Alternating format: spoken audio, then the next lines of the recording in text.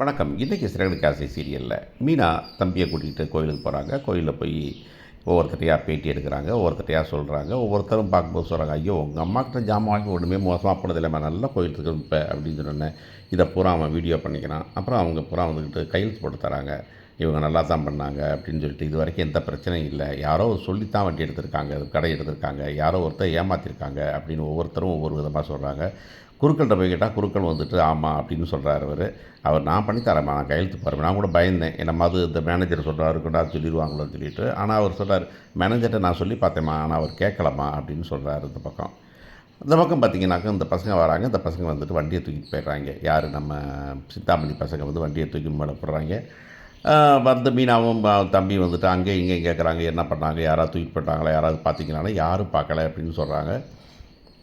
இந்த பயல்களே வண்டியை மறைச்சிக்கிட்டு அந்த வண்டியில் ஒன்றுமே இல்லை, மாதிரி சிமெண்ட் மூட்டை இறக்க வந்தோம் அப்படின்னு சொல்லிட்டு போகிறாங்க. அப்போ கூட ஒன்றும் யோசிக்கலைங்கிறது தான் பெரிய விஷயம். ஆனால் அந்த பதட்டத்தில் அது யோசிக்க முடியாது அப்படிங்கிறதும் தெரியும். ஆனால் இதெல்லாம் ஒன்று ஒன்றா காணாமல் போக போக ஒன்று ஒன்றா நடக்க இது எல்லாமே வந்துக்கிட்டு ப்ரெஷர் எங்கே கூடும் கொஞ்சம் நேரம் கழிச்சுனாக்கும். இதை கண்டுபிடிக்கும் போதும் எல்லாத்துலேயும் வந்துக்கிட்டு அந்த பொண்ணு நம்ம ரோகிணிக்கு ப்ரெஷர் கூடும். ஆனால் ரோகிணி காப்பாற்றப்படுவாங்கங்கிறதில் நமக்கு மாற்றமே இல்லை அப்படிங்கிறது தெரியும். சிந்தாமணி திரும்ப செருப்படி வாங்கினாலும் வாங்கும், ரோகிணி மாட்டவே மாட்டாங்க.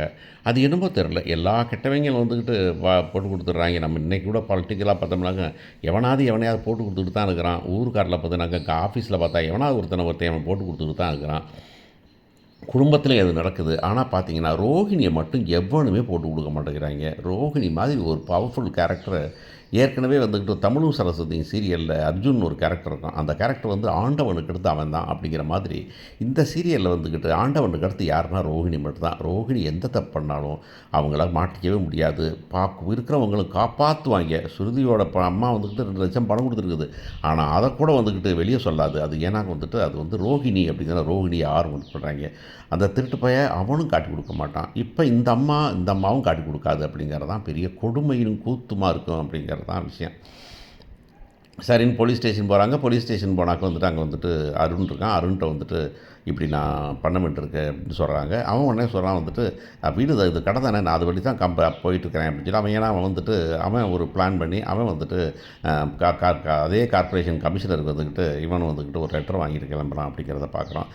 உடனே இந்த பொண்ணு, இல்லை என் வண்டி காணாமல், உங்கள் வண்டியா கண்டுபிடிச்சலாம் கொண்டு காமிச்சிட்டு கம்ப்ளைண்ட் எழுதி கொடுத்து எங்கள் ஒய்ஃபோட அக்கா தான் சீக்கிரம் கண்டுபிடிங்கன்னு அதெல்லாமே கரெக்டாக தான் போகிறான். முத்துங்கிற பேர் வந்து தான் அவன் வந்து போயிடுறாங்கிறது தான். முத்தும் பண்ண அராஜகம் அதிகம் அப்படின்னு அவன் நினப்பானா இருக்கும்.